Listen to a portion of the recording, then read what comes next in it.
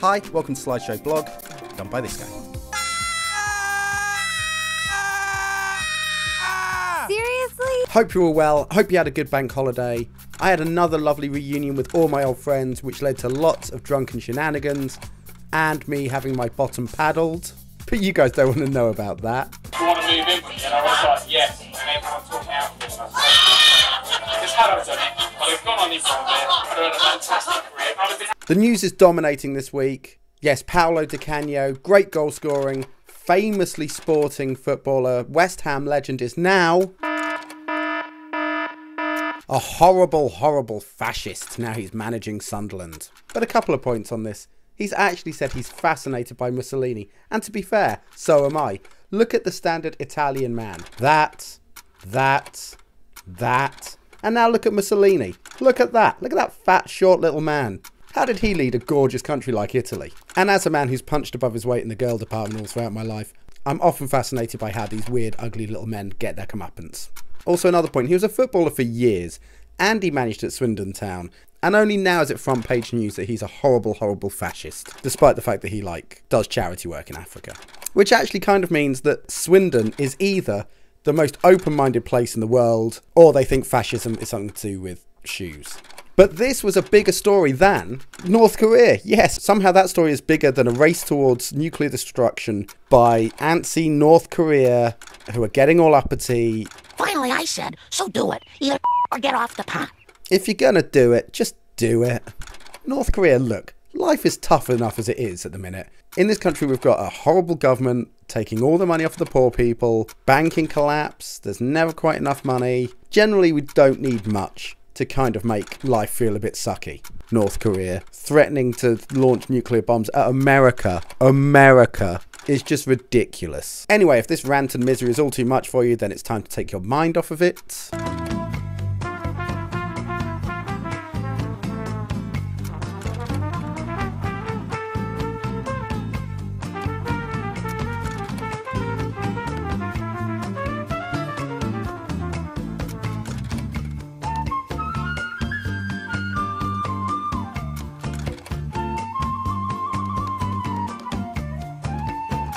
My dear old friend Tim ranked this on the gayometer as gayer than Bunny.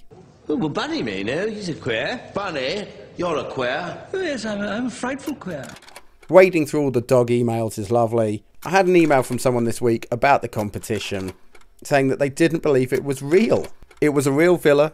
My friend Linda, Schlinda as she's known, owns it. Look at her, beautiful. She even rents it out for a price. So if you're interested in going to this villa, I'm not paying for you to go anymore, you had that chance.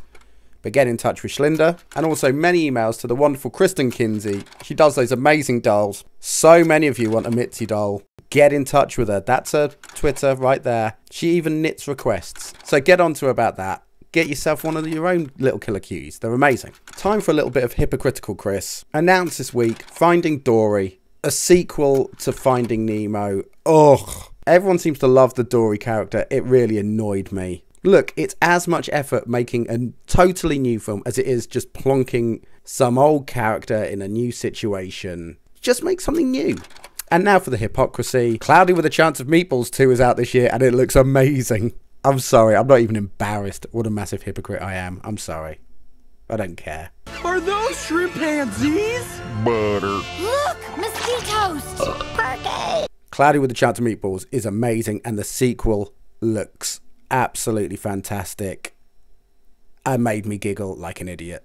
I can't wait for that one to come out. It's enough to make a grown man cry, but not this man. Get back in there, Tia.